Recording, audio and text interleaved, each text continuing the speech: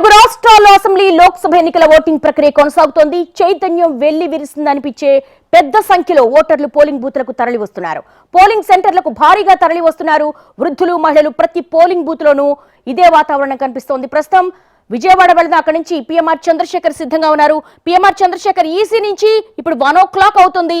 ఇప్పటి వరకు ఎంత శాతం ఓటింగ్ నమోదైంది? రైట్ 12 గంటల వరకు అంటే 11 గంటల వరకు మనకు అందుతున్న సమాచారం మేరకైతే ఈసీ వర్గాలకు వచ్చిన సమాచారం మేరకైతే దాదాపు 25% మేర పోలింగ్ నమోదైనట్లుగా మనకు అందుతున్న సమాచారం మేరకు తెలిసింది. ఈసీ వర్గాల నుంచి వచ్చిన సమాచారం మేరకు తెలిసింది. సో ఇప్పుడు 1 గంట అవుతుంది. మరో 2 గంటలు ముగిసిన ఈ సందర్భంలో దాదాపు 40% మేర ఓటింగ్ నమోదయ్యే అవకాశాలు ఉన్నట్లుగా మనకి జరుగుతున్న ఓటింగ్ సరళను బట్టి అర్థం చేసుకోవచ్చు దేవి. సో ఓవరాల్గా చూస్తూ ఉంటే పెద్ద ఎత్తున అర్బన్ ప్రాంతాలు కావచ్చు, అటు రూరల్ ప్రాంతాలు కావచ్చు, పెద్ద ఎత్తున పోలింగ్ కేంద్రాలకు ఓటెత్తున అంటే పోటెత్తుతున్న తరహాలోనే ఓటర్లు పెద్ద ఎత్తున ఓటు వేయడానికి తరలి వస్తున్న పరిస్థితి కనిపిస్తోంది. ఎవరైతే కొత్త ఓటర్లు ఉన్నారో వాళ్ళు వస్తున్నారు, వృద్ధులు ఎవరైతే ఉన్నారో వాళ్ళు వస్తున్నారు, అలాగే మహిళలు వస్తున్నారు. వివిధ వర్గాలకు సంబంధించిన వాళ్ళందరూ కూడా పెద్ద ఎత్తున తరలి వచ్చి ఓటు వేయడానికి ఆసక్తి కనబరుస్తున్న పరిస్థితి, పెద్ద ఎత్తున క్యూ లైన్లో పడిగాపులు పడుతున్న పరిస్థితి కనిపిస్తుంది. ఒకవైపు ఉక్కపోత ఉన్నప్పటికీ గతంతో పోల్చుకుంటే చాలా వరకు ఎండవేడిమి తగ్గడంతో కొంత ఉపశమనం కలిగినట్లుగానే కనిపిస్తుంది.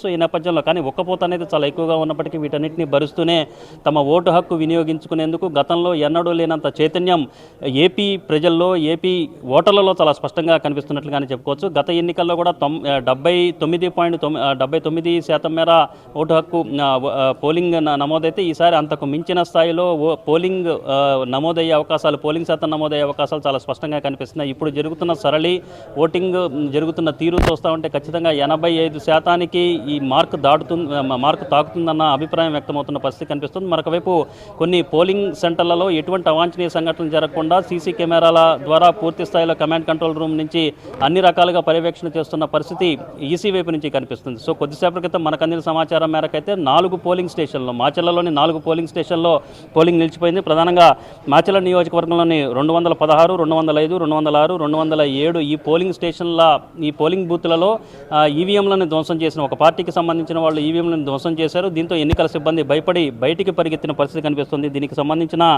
సీసీటీవీ ఫుటేజ్ కావచ్చు, సీసీటీవీకి సంబంధించిన కెమెరా కూడా ఫోటో కూడా చాలా స్పష్టంగా బయటకు వచ్చిన పరిస్థితి. దీంతో అక్కడ పోలింగ్ నిలిచిపోయింది. సో ఇక్కడ మనకు అందుతున్న సమాచారం మేరకు దీనికి సంబంధించిన నివేదిక పూర్తి స్థాయిలో ఈసీకి చేరిన తరువాత అక్కడ మళ్ళీ ఈ 4 పోలింగ్ బూత్లలో రీపోలింగ్ జరిగే అవకాశాలు ఉన్నట్లుగా మనకు ఖచ్చితంగా అందుతున్న సమాచారం మేరకు తెలుస్తోంది. సో ఓవరాల్గా పెద్ద ఎత్తున పోలింగ్ అనేది చాలా స్పష్టంగా జరుగుతుంది. At the same time Palnadu జిల్లా పరిధిలోని మాచర్లలో చాలా ఎక్కువగా ఉద్రిక్త పరిస్థితులు చోటు చేసుకున్న పరిస్థితులు చాలా స్పష్టంగా కనిపిస్తున్నాయి. ఇక్కడ రీపోలింగ్ జరిగే కొన్ని పోలింగ్ స్టేషన్లలో ఎక్కడైతే విధ్వంసం జరిగిందో, ఈవీఎంలకు సంబంధించిన ధ్వంసం చేసిన ఘటనలు వంటి చోటు చేసుకుని అక్కడ రీపోలింగ్ జరిగే అవకాశాలు లేకపోలేదన్న చర్చ కూడా జరుగుతున్న పరిస్థితి కనిపిస్తుంది. ఆ ప్రాంతం ఈ ప్రాంతం అనేది తేడా లేకుండా అటు రాయలసీమ కావచ్చు, కోస్తా జిల్లాలు కావచ్చు, ఉత్తరాంధ్ర కావచ్చు, గోదావరి జిల్లాలు కావచ్చు, కృష్ణా గుంటూరు జిల్లాలు అటు ఇటు తేడాని లేకుండా అది ఇది అనే తేడా లేకుండా పూర్తి స్థాయిలో ఎన్నికల్లో తమ ఓటు హక్కును వినియోగించుకునేందుకు ఓటర్లు పెద్ద ఎత్తున పోటెత్తుతున్న పరిస్థితి అయితే ప్రస్తుతం క్షేత్రస్థాయిలో కనిపిస్తోంది దేవి. అంటే మధ్యాహ్నం కొంత మందకొడిగా మారే అవకాశం ఉంటుంది. ఆల్రెడీ 6 o'clock వరకు కూడా క్యూ లైన్లో ఉన్నవాళ్ళు ఓటు హక్కు వినియోగించుకోవచ్చు అని అంటున్నారు. కానీ స్పెషల్లీ మాచర్ల కావచ్చు, కొన్ని చోట్ల హింసాత్మక ఘటనలు జరిగిన చోట రీపోలింగ్ అంటున్నారు, అలాగే ఈవీఎంలు ధ్వంసం చేశారంటున్నారు. అక్కడేమైనా రెక్టిఫై చేసే అవకాశం ఉంటుందా? కమాండ్ కంట్రోల్ రూమ్ నుంచి మొత్తం పోలింగ్ సరళిని కాన్సన్ట్రేట్ చేస్తున్నారు కదా ఈసీ.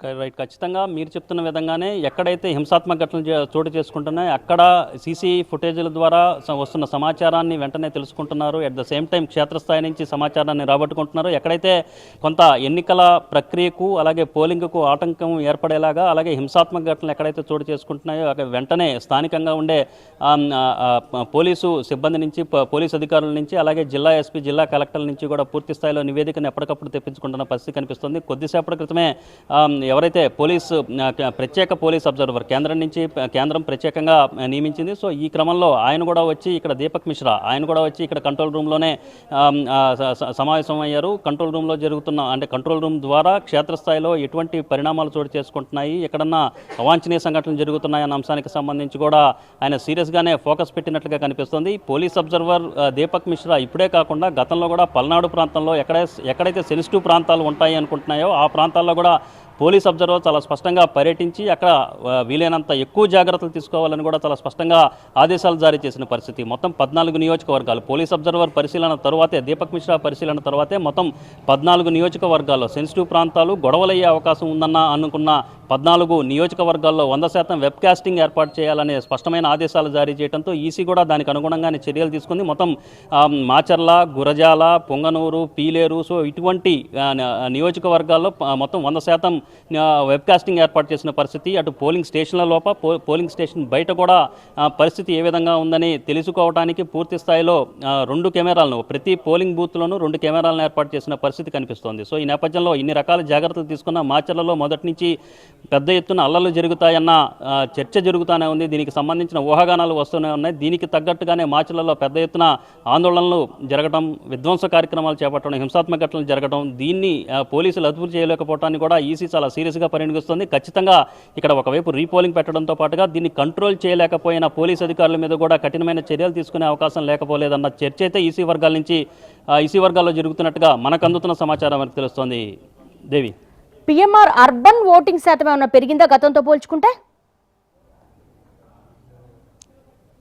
అర్బన్ ఓటింగ్ శాతం కూడా గతంతో పోల్చుకుంటే బాగానే పెరిగినట్లుగా కనిపిస్తుంది. అర్బన్ ప్రాంతాలు సహజంగా ఏపీలో అర్బన్ నియోజకవర్గాలు చాలా ఎక్కువగా ఉంటాయి. సో ఈ క్రమంలో అర్బన్ ప్రాంతాల్లో కూడా పెద్ద ఎత్తున ఓటింగ్కి వస్తున్న సూచనలు అయితే చాలా స్పష్టంగా కనిపిస్తున్నాయి. వాస్తవానికి ఈరోజు ఉదయం నుంచి కూడా పోలింగ్ ప్రారంభం కాకముందే పోలింగ్ 7 గంటలకు ప్రారంభమవుతుందంటే మాక్ పోలింగ్ 5:30కి ప్రారంభించారు. సో ఈ మధ్యకాలంలోనే అంటే 5:30 తర్వాత నుంచి 6 గంటల నుంచి కూడా ఓటు హక్కు వినియోగించుకునేందుకు పోలింగ్ స్టేషన్లకు, పోలింగ్ బూత్లకు పెద్ద ఎత్తున ఓటర్లు తరలి వచ్చిన పరిస్థితి కనిపిస్తోంది. ఇది అర్బన్ ప్రాంతాల్లో కూడా ఇదే స్థాయి ట్రెండ్స్ కూడా ఇదే స్థాయి సరళి కూడా అర్బన్ ప్రాంతాల్లో కూడా కనిపించిన పరిస్థితి ఉంది దేవి. సో ఓవరాల్గా గతంతో పోల్చుకుంటే అర్బన్ ప్రాంతాల్లో కూడా చాలా ఎక్కువగా ఓటింగ్ జరిగే అవకాశాలు చాలా స్పష్టంగా కనిపిస్తున్నాయి. At the same time rural ప్రాంతాల్లో కూడా సహజంగా రూరల్ ప్రాంతాల్లో ఓటింగ్ అనేది ఎక్కువగా ఉంటుంది. ఈసారి అది మరింత ఎక్కువగా కనిపించే సూచనలు కూడా చాలా స్పష్టంగా కనిపిస్తున్నాయి. ప్రస్తుతం జరుగుతున్న ఓటింగ్ సరళిని చూస్తామంటే అటు అర్బన్ ప్రాంతం ఇటు రూరల్ ప్రాంతం అని తేడా లేకుండా 2 ప్రాంతాల్లో కూడా ఓటింగ్ శాతం అనేది ఎక్కువగా పెరిగే అవకాశాలు చాలా స్పష్టంగా కనిపిస్తున్నాయి దేవి.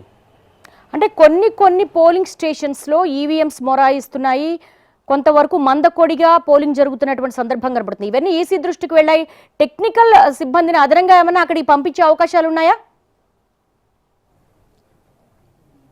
రైట్, దీనికి సంబంధించి ఫస్ట్ నుంచి కూడా ఈసీ కొన్ని చర్యలు తీసుకుంది. ఈవీఎంలకు మొరాయింపుకు సంబంధించి దాదాపు 15,000 ఈవీఎంలని బఫర్ స్టాక్లో పెట్టుకుంది. సో దీనికి సంబంధించి ఒకవేళ కొంత ఆలస్యమైనా కానీ ఎటువంటి ఇబ్బంది లేకుండా సాంకేతికపరమైన ఇబ్బందులు తలెత్తి వాటిని వెంటనే సార్ట్అవుట్ చేయడానికి కూడా అన్ని రకాల జాగ్రత్తలు తీసుకుంది. ఒకవేళ ఎక్కడైనా ఈవీఎంల మొరాయింపు వంటి సంఘటనలు జరిగితే అక్కడ తిరిగి మళ్ళీ కొత్త ఈవీఎంలను తీసుకురావడానికి అవసరమైన స్టాకును కూడా పెట్టుకున్న పరిస్థితి కనిపిస్తోంది. సో ఈ నేపథ్యంలో ప్రతి నియోజకవర్గంలోనూ ఈ తరహా స్టాకును అందుబాటులో ఉంచినట్లుగానే ఈసీ వర్గాలు చెప్తున్నాయి. సో ఈ క్రమంలో ఒకవేళ ఈవీఎంల మొరాయింపు వంటి ఘటనలు జరిగితే అక్కడ వెంటనే సార్ట్అవుట్ చేసి ఆ సమస్యను పరిష్కరించి మళ్ళీ